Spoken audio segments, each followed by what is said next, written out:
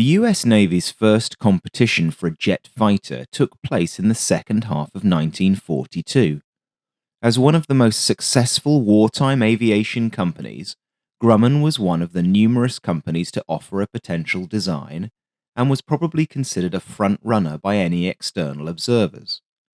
But given that they produced the two most important carrier fighters of the day, the Hellcat and Avenger, Grumman's proposal was rejected due to their importance to the war effort.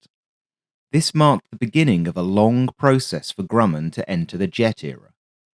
The little-known McDonnell Corporation was selected, and their Phantom would turn out to be a very credible first attempt. It would ultimately become the first aircraft to land on a US carrier deck on jet power alone. Grumman were also unsuccessful in 1944 when the Navy went back to the market to seek a more dynamically capable aircraft. 4 manufacturers responded, and this time the winners were McDonnell, whose Banshee would become the eventual Panther's partner on US carrier decks.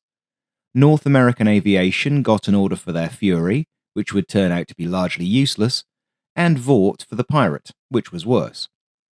You'll have noted that I said that there were 4 bidders. Grumman were once again overlooked for just being too important. The Bearcat and Tiger Cat were about to emerge from factories for the first time. The Navy needed Grumman focused, and their Design 71 proposal was rejected. With their day fighter requirements assumed to be in hand, in April 1945 the Navy put out a tender for a radar-equipped night fighter.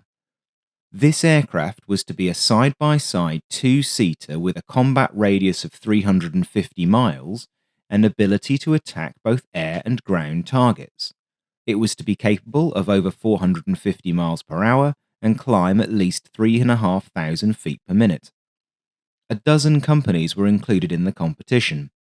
4 of these were then down-selected to provide a prototype, and for the first time one of these was Grumman. The competition would ultimately result in the Douglas Sky Knight. Grumman's response was the design model G75. This was a large aircraft for the time. It was roughly the size of a Tiger Cat at 46 feet long with a 64-foot wingspan. In fact, it was in many ways just a jet-powered Tiger Cat all told. 2 Westinghouse 24C engines provided the power, giving a book number of 608 miles per hour flat out at sea level and 575 miles per hour at 40,000 feet. Climb rate was to be 11,400 feet per minute and range 388 miles.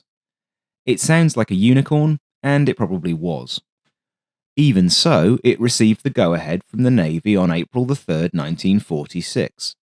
The order was for 2 prototypes designated XF9F1 and amounted to $6.6 million, or about $104 million today. Douglas also got their Sky Knight funded, which was the Navy's preferred aircraft for the mission.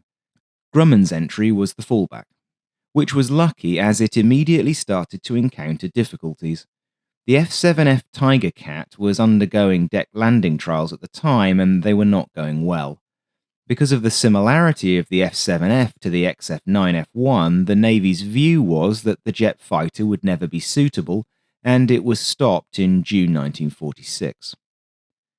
In the background, Grumman had been refining their single-seat design, though. This had become a study called Design 79. Rather than cancelling the XF9F1 contract entirely, the Navy changed it to fund development of 3 prototypes and a static test article of the G79 as the XF9F2. Interestingly, the Navy originally wanted one of these prototypes to have a swept wing, predicting the eventual Cougar. Grumman declined, despite the Navy offering them an extra $1 million for the trouble.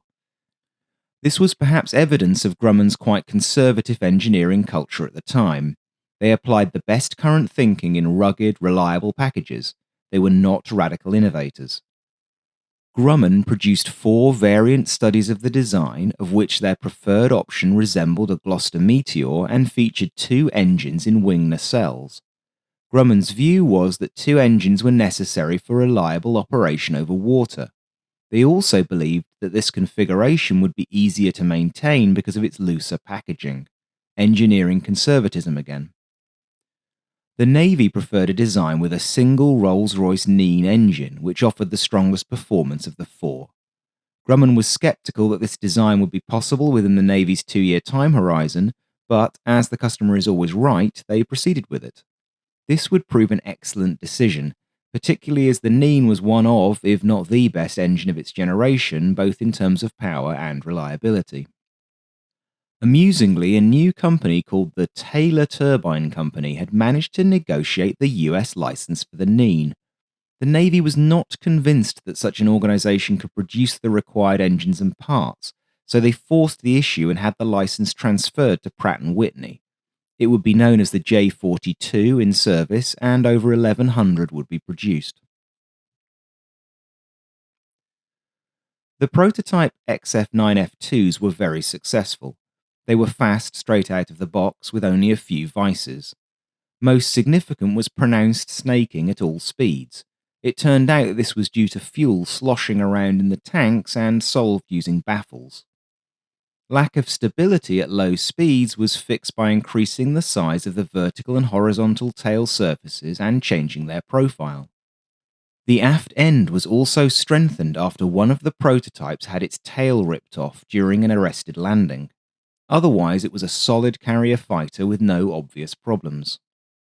Having successfully concluded flight tests, production contracts were received in 1948. There were 2 versions of the Panther ordered at this time. 47 of the aircraft in the initial order were the Dash 2s powered by the Nene, designated J42. The other 54 were F9F-3s and were powered by a variation of the J33 and the F-80 Shooting Star. Other than the engine, the aircraft were identical. The Panther is a single-seat day fighter capable of air-to-air and air-to-ground missions. It was a compact yet sleek-looking aircraft, just under 38 feet long and with a wingspan of 38 feet exactly. That reduced to 23 feet when the wings were folded. Wing area was 250 square feet, which was low for a contemporary fighter of its size. The wings feature permanent tip tanks that couldn't be jettisoned. Testing revealed that they actually had a favourable effect on handling, whether full or empty, although speed was limited to Mach 0.8 when the tanks were full due to buffeting above that speed. Fuel could be jettisoned from the tip tanks to reduce weight. Legend has it that the Blue Angels observed this being demonstrated by Grumman and used it as a basis for coloured smoke release during their performances. Control systems were all metal and were hydraulically powered. Elevator trim was set electronically via a button on the control stick. Pilots found this too slow to cope with combat maneuvers such as dive bombing, but they were able to work around it in practice. The fuselage was built from aluminium in 3 different sections, with the tail and nose deliberately easy to remove for maintenance. The nose could be pulled forward on integrated rails to allow easy access to the guns, magazines, radios, and so on. Main landing gear was tough, as expected, and contained in the fuselage center section. The nose wheel rotated backwards into the nose, again no surprise there. There were disc brakes all round. Grumman had been at this for a long time. They understood the forces involved in getting back onto a carrier deck. The gear was solid. Most of the fuel was in 2 tanks situated in the fuselage. Of the 923 gallons carried in total, 443 was in the front tank, 240 in the rear, and the remaining 240 was split between the 2 tip tanks. The engine was supplied via the front tank, so all fuel from the rear and tip tanks flowed there first. The front tank had a 7-gallon reserve contained in a pendulum at the bottom, permitting up to 10 seconds of inverted flight. Refueling was achieved through 2 points on the fuselage and through points on each of the tip tanks. The latter were treacherous for the ground crew, who had to ascend a 20-foot ladder on a heaving deck to fuel them prior to a mission. Remember that the wings are folded most of the time the aircraft is on a carrier. Oh, and they tended to be parked very close to the deck edge. Providing the fuel itself was also troublesome aboard ship. Until their modifications in the early 1950s, the Essex-class carriers couldn't pump pre-mixed jet fuel from their bunkers. Additives were therefore poured into the aircraft's rear tanks in a laborious process. In cold weather, that oil had a tendency to congeal in the can, making the fueling even more irritating. Although this would eventually be solved through engine changes that reduced the need for additives and bunkers designed for jet fuel on the carriers, it was still an interesting quirk of operating early jets from carriers. The F-2 had the J-42, with either 4,200 pounds of thrust in early versions or 5,000 pounds dry in most aircraft. 5,750 pounds was available when using water injection. Although that might seem a little anemic, the J-42's major advantage over contemporary engines was the speed with which it adjusted to the throttle. It could go from 0 to 100% power in just 12 seconds, remarkable for the day, especially for a centrifugal flow engine. When armed and equipped with operational avionics, the Panther's maximum speed at sea level was 575 miles per hour. The J-33 engine was 200 pounds heavier and gave 4,600 pounds of force dry and 5,400 with water injection. The water tank was also quite small. It had 15 gallons capacity versus 22 on the J-42. The J-33 was just too underpowered, and eventually most of the F-3s received the J-42. Both engines draw air from two distinctive triangular intakes in the wing roots. Otherwise, there's not much exciting to report about the Panther's basic design. Armament consisted of four 20mm Hispano-Suiza Mark III cannons, each fed by its own 190-round magazine. Ammunition belts were usually loaded with three types of ammunition in continuous order: high explosive incendiary, then armor-piercing, then tracer. The Mark III cannon is a development of a pre-war design rather than a revolver cannon like those in 1950s fighters. It had a cyclic rate of about 600 rounds a minute in this installation and fired a 130-gram projectile. This gave a weight of fire for a 3-second burst of about 33 pounds or 15 kilograms, more than twice as heavy a hit as that delivered by a contemporary saber. It wasn't a particularly reliable weapon in this installation, however. After-action reports post-Korea showed that the Mark III experienced a stoppage every 1,800 rounds fired. That compares to an average stoppage rate on a 50 cal of one round every 8,500 fired. 2/3 of the stoppages were down to the hydraulic charging system. This was never remedied, with the post-Korea F5 models suffering from the same issues. There were other issues, though. Firing pins wore out all too regularly, requiring weapons to be stripped down and rebuilt. The extreme weather in Korea also caused its problems. In November 1950, VF-31 Tomcatters discovered that the grease in their cannons was freezing and stopped the guns firing, so they removed the grease. Despite the problems, the cannons were well liked by pilots, who found them an accurate weapon for strafing. On the odd occasions that MiGs were encountered, they proved deadly weapons in air-to-air use. During their service, Panthers were generally used in the air-to-ground role, though. For this, they sometimes carried 250, 500 or 1,000 pound World War II era iron bombs. But the pilots' favourites were definitely rockets. The Panther could carry a variety, ranging from 2 3/4 inch folding fin rockets fired from 19 tube Lau 3 launchers, through big steel frame 5-inch rockets, all the way to the comically massive 11 3/4 inch Tiny Tim.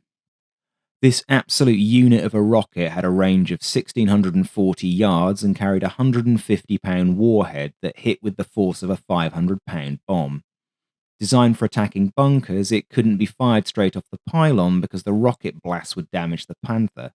Instead, it dropped away and was then ignited by an 8-foot lanyard. Incidentally, you may sometimes see F9F2B Panthers referred to. This was a short-lived designation for Panthers fitted with 4 bomb racks under each wing. Most production Panthers had this from the factory, and as the modified wing became the majority in the fleet, the B was dropped. Although the specifications make it tempting to believe that Panthers were going out absolutely loaded for bear, in Korea the F9F2s were generally limited to catapulting with a total of 1,200 pounds of external stores. That amounts to 6 5-inch rockets and 2 250-pound bombs. Heavier loads were only possible on particularly windy days or from land bases. The first Panther pilots aimed their guns and rockets using an Aero 2C gyro gun sight, but later F2s had the same AN/APG-30 ranging radar as was fitted to the F-86 Sabre from the A5 model onwards.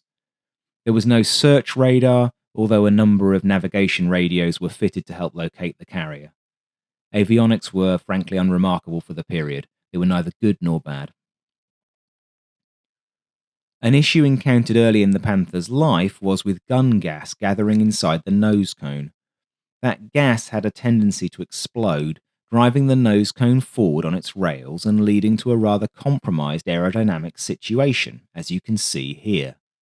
It's testament to the Panther's rugged construction that it was able to return to base from combat missions in this condition. Grumman initially refused to accept that this was an issue. When they acquiesced and agreed to try and replicate the problem by shooting at 35,000 feet with an igniter fitted in the gun bay, nothing happened. Eventually, their legendary test pilot Corky Mayo was dispatched to try and figure it out. He succeeded on his first attempt, causing an explosion that kicked the nose down its runners. It turned out that the other test pilots had been switching on the igniter when they fired the guns. Mayer fired, and then he switched on the igniter, causing the explosion. As a result, 4 additional vents were fitted alongside a small window at the aft end of the nose that allowed the pilot to see whether it was properly latched. All up as a package, empty weight was 9,300 pounds. Typical combat weight was 14,300. Again, it was fairly normal for the period. 563 F2s were built and 54 F3s, most of which were converted to the F2 standard, as I said earlier. But even as they were being mass-produced, Grumman and the Navy were well advanced on an upgraded version.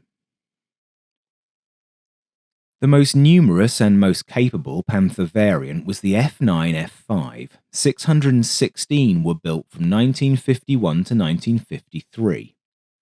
The F2 had proved the solidity and performance of the basic Panther concept.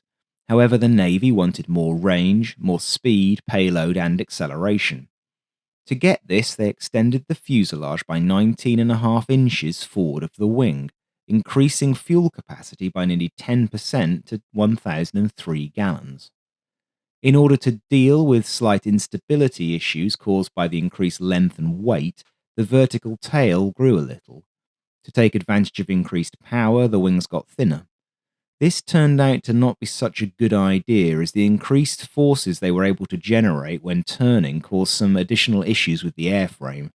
Subsequent strengthening restored the wing's ability to function as a lifting surface. The desired extra power was to come from the new Pratt & Whitney XJ48, a license-produced Rolls-Royce Tay.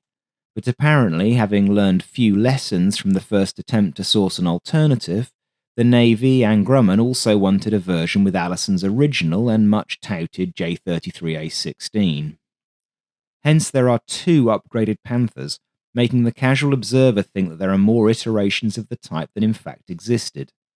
The Tay-powered aircraft was to be the F5, the alternate was the F4. Both engines were rated at 6,250 pounds of thrust in military power. Needless to say that the latest version of the J33 was not a very good engine. It didn't make its rated power and was rather unreliable to boot. Only 109 F4s would be built, and the Navy kindly donated them to the Marine Corps. The F5, on the other hand, was an immediate hit with test pilots. It was a touch faster, but the real benefit of the J48 was its speed of response. Interestingly, one of the early F5s is probably the most famous individual carrier aircraft of all time. During carrier qualifications on the Midway in July 1953, Commander George Duncan suddenly experienced an excessively high sink rate as he approached and struck the end of the flight deck. The Panther exploded as the cockpit, containing Commander Duncan, careened across the deck. Miraculously, Duncan was pulled from the cockpit and he survived. The footage of the crash was used in the 1954 films Midway and Men of the Fighting Lady, and then more famously in The Hunt for Red October, standing in for a later Grumman product, the F-14. Landing on carrier decks at this time was not for the faint-hearted. and I'm not just talking about the pilots. Carriers in the 1940s and early 50s had straight decks. A Panther pilot, approaching at just over 120 knots, had to line up on signals from a batsman standing to one side of the deck. Ahead of him were up to a dozen arresting wires, of which he was supposed to be aiming for the midpoint. If he missed those, then beyond them was the barrier, which would physically stop the fighter going any further. This was necessary because beyond the barrier was the parking lot for all of the aircraft that the carrier had just recovered, waiting to be sent down to the hangar. As the pilot hit the deck, he throttled right back to allow the wires to do their job. But if he hit the deck too hard, then he might bounce up over the 6-foot barrier and slam into those parked aircraft. That's how people got killed. Spectacular accidents occasionally ensued. Even if he took a wave off, the barrier might not drop fast enough, catching his aircraft and flipping him down into the parking lot with similar effect. Since ejection seats didn't work below 800 feet and a couple of hundred knots of airspeed, pilots kept their canopies open during landing and takeoff so they could get out in a hurry. The canopy was hydraulic, for the record. Ejection seat development is worth focusing on for a minute as it happens. At this stage, there wasn't a default technology for getting pilots out of aircraft, and most manufacturers had their own version of the concept. The Panther had a seat developed at the Naval Air Engineering Center in Philadelphia and manufactured by Grumman.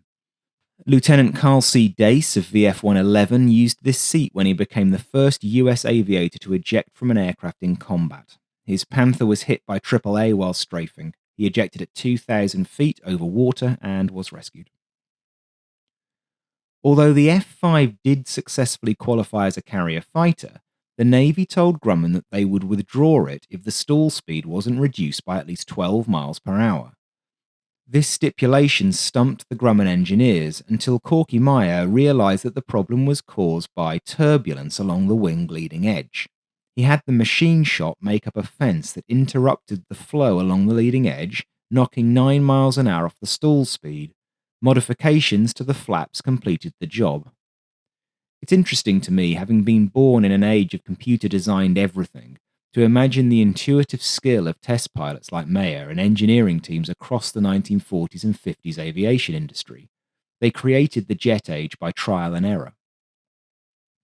Meyer actually continued fiddling with the stalling problem long after Panther production was finished. By adding the fences from the swept-wing Cougar to the Panther, he succeeded in knocking another 11 miles an hour off the stalling speed. As a side benefit, the resultant F5 Panther had a takeoff roll as short as that of a Bearcat and could lift off with an additional 2,000 pounds of stores. But because the Panther was in its dotage by this point, the modification was never deployed operationally. It still remains an impressive achievement, though. Grumman also experimented with a boundary layer control system to knock another 10 miles off that stall speed. Unfortunately, they used the underpowered F4 as the mule for this test and thus rejected the system. Meyer believed that it would have worked well on the F5, although I imagine there comes a point at which you get diminishing returns from the combination of these systems and modifications. As a package, the F9F5 weighed about 10,150 pounds empty, could reach 605 miles per hour, and had a ceiling of 42,800 feet. This relatively low ceiling was a key performance difference between the Panther and the Banshee, which could get up to 55,000 feet in some versions. The F4 was about 100 pounds lighter, but somewhat slower, being unable to break 600 miles an hour. For reasons that I'm not clear on, it did have a slightly higher service ceiling at 44,600 feet, perhaps something to do with engine performance at altitude. Both versions had a maximum takeoff weight of 20,600 pounds from a carrier and a range of just under 1,200 miles in a ferry configuration. The Marines using F4 Panthers from land bases could get an extra 1,000 pounds of ordnance off the ground. 2,000 pounds was the maximum for a carrier launch. For a 1952 carrier aircraft, this was actually decent enough. The Panther was 150 miles an hour faster than any piston-engined fighter in the fleet, with that advantage even more marked at high altitudes. Good range and heavy payload made it a clear upgrade over Corsairs as fighter bombers, and as things would prove, it was a capable and robust fighter bomber in the Grumman tradition. I've seen a couple of documentaries that describe the Panther and Banshee as MiG bait on account of their relatively slower speed and straight wings. I assume that this is done for clicks, as in my view it isn't a true reflection of history. The Panther in particular was a significant contributor to the UN forces' air power for most of the Korean War. It has to be recognised in any telling of its story that the Navy's principal mission during that conflict was the support of ground troops and interdiction. The Air Force handled the MiGs, which in any case were generally few and far between. Once in a blue moon, a naval aviator spotted a MiG, and we'll talk about that in a minute. 23 squadrons took the Panther into combat over the peninsula. All 5 fighter versions, we're counting the 2B as a distinct version here, and both photo recon versions would fight in the war. The simple fact of timing meant that the F9F2 carried most of the load, as this table showing deployments by types demonstrates. Panthers went into combat from Valley Forge only a week after the initial invasion, and were employed in a fighter role to screen attacks either by piston-engined or other jet fighters. In this configuration, they would carry just a full load of 20mm and 220-gallon tip tanks. Combat radius like this was 530 miles at a cruising speed of 480 miles an hour. But their more common missions were to conduct armed reconnaissance over North Korean highways and railway lines, striking infrastructure, particularly bridges, and interdicting supplies. In a sign of things to come, they also conducted MPQ strikes in which the fighters flew over an area at 25,000 feet and were commanded to release their bombs by ground control. I can't imagine very much got hit, but the higher-ups were happy. More liked by pilots, and unique to Korea, were Cherokee strikes, a form of deep, close air support targeting troop concentrations and supply depots. These were so named because the commander of the 7th Fleet, Vice Admiral Joseph J. Clark, was of Cherokee ancestry and supposedly invented the concept of a more fluid close air support mission. Of course, what many of us want to know about is air-to-air, and more specifically how the Panther fared against the MiG-15. The Panther actually scored the first kill by a jet aircraft of the war, and therefore I would imagine the US Air Service's first ever kill by a jet aircraft. On the 3rd of July, 2 4-plane divisions of Panthers from VF-52 on Valley Forge were covering strikes by Corsairs and Fleet Air Arm Sea Furies on various targets around Pyongyang. One of the divisions was passing over Pyongyang Airport when they observed one piston-engined Yak-9 fighter on the runway and another emerging from a hangar and preparing to take off. Lieutenant Len Plog lined up on this straggler, and as it lifted 300 or 400 feet into the air and reeled in its landing gear, he fired a short burst from his cannons. The Yak's wing came off, and the fighter rolled left into the ground. A matter of seconds later, his wingman, Ensign Eldon Brown, attacked the first fighter and blew its tail off. Killing piston-engined fighters was all well and good, but the MiG-15 was a different kettle of fish. With its aerodynamically advantageous swept wing, it was powered by an upgraded version of the Neen, giving 6,000 pounds of thrust. But the MiG was substantially lighter than the Panther. It was only just over 8,000 pounds empty, so more than 20% lighter before fuel was added. That contributed to it being over 50 miles an hour faster, being able to climb nearly twice as fast and reach a ceiling 10,000 feet above the Panther. Soviet and Chinese MiG pilots used the latter to their advantage by orbiting high over UN formations, waiting for the opportune moment to dive and attack. Even so, contemporary Navy reports were actually quite sniffy about the MiG. Although its superior diving performance meant that the faggot could usually choose when to leave or join an engagement, the Navy assessed that the speed advantage in level flight was not tactically significant, and the Panther could outturn the MiG in any horizontal fight.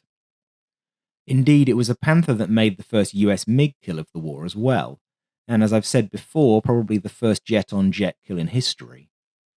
This happened on the 9th of November 1950, and the pilot in question was Lieutenant Commander William T. Armen of VF-111, flying off the Philippine Sea. Armen was providing cap for Corsairs and Sky Raiders, which were attacking the Sinuiju rail and highway bridges over the Yalu River. As the attackers pressed on with their attack through the flak, they were jumped by 6 MiG-15s. Our men engaged one of them head-on. Neither fighter succeeded in landing a hit before the merge, but the US pilot quickly got behind his opponent in the ensuing turning fight and downed the MiG with a burst of 20mm cannon fire. In total, Panther pilots would shoot down 6 or 7 MiG-15s over the course of the war, reflecting, in the main, how limited engagements were between Navy fighters and the Communist defenders. 4 of those aircraft were downed in a single engagement by Lieutenant Royce Williams on November the 18th, 1952. But that is a story that the internet's told to death, so I won't replay it. In return, 2 Panthers were destroyed, but they made it back home to be written off. Or rather, pushed off the deck into the sea, to be more exact. It just goes to demonstrate that the straight-wing fighter was able to mix it, provided its pilots were sufficiently alert and aggressive. I really should stress, though, that the Navy seldom encountered the best of the Soviet pilots, and therefore reading too much into the outcome of the handful of engagements between experienced Navy pilots and relatively green opponents would be unwise. Tactically speaking, in the main, Panthers flew cap at 20,000 feet. The typical mission was 90 minutes and was usually flown at between 85 and 90% power for fuel efficiency. The Panther wasn't suitable for escorting high-altitude Air Force bombers. When Banshees were available, these were used in that role. The Banshee also possessed more than 30 minutes more endurance than the smaller Panther, as well as an extra 10,000 feet of service ceiling. In total, 67 Panthers were lost to enemy action in the war over the course of 78,000 sorties. That's about 10% of all UN sorties flown, which goes to show how important the new jets were to the Navy and to the US battle plan in general. It proved to be just as tough as its forebears, bringing home several famous Americans. For example, Neil Armstrong flew 78 combat missions in a Panther in 1951 from the Essex. On a raid against a logistics base in Majon-Knee, his plane collided with a cable strung between 2 mountains to snag low-flying aircraft. Although the collision sliced 6 feet off his wing, he managed to get his plane back to friendly lines and eject. His future colleague, John Glenn, also flew the Panther with the Marines in 1953. On one mission, an 85mm shell punched a 3-foot hole in the wing of his Panther, but he still managed to navigate the plane back to base. His aircraft was holed again by a 37mm flat gun a week later, and again he brought it back. One of Glenn's buddies in VMF 311 was legendary Red Sox hitter Ted Williams, who had been called up by the reserves and flew 39 combat missions over Korea. Flak knocked out the hydraulics and electronics of his Panther while he was raiding a training camp south of Pyongyang. Unwilling to risk injury to his knees by ejecting, Williams piloted his flaming Panther all the way back to base. He emerged unscathed from a fiery crash landing and was playing ball again within a year. Everyone has priorities, I guess. In total, 1,385 Panthers were built, including 36 photo recon aircraft. It served in 44 Navy squadrons and 15 Marine squadrons. Phase out from frontline squadrons began in 1956, and it was replaced by Cougars, Cutlasses, and Furies. It is unclear when the type left the reserves, but there were certainly some around in 1962, as they received a Universal Service designation of F9 at that point. The legacy of the Panther was a simple one. It was not a glamorous fighter, nor, despite its high-profile successes, was it a particularly exceptional one. What it did was to prove to the doubters once and for all that a jet fighter could operate from a carrier deck in the most trying of circumstances, that it could sustain high-intensity operations while outperforming the most developed piston engine fighters in most circumstances. For that, if nothing else, the Panther is one of the greats, and without it, there would be no Tomcat.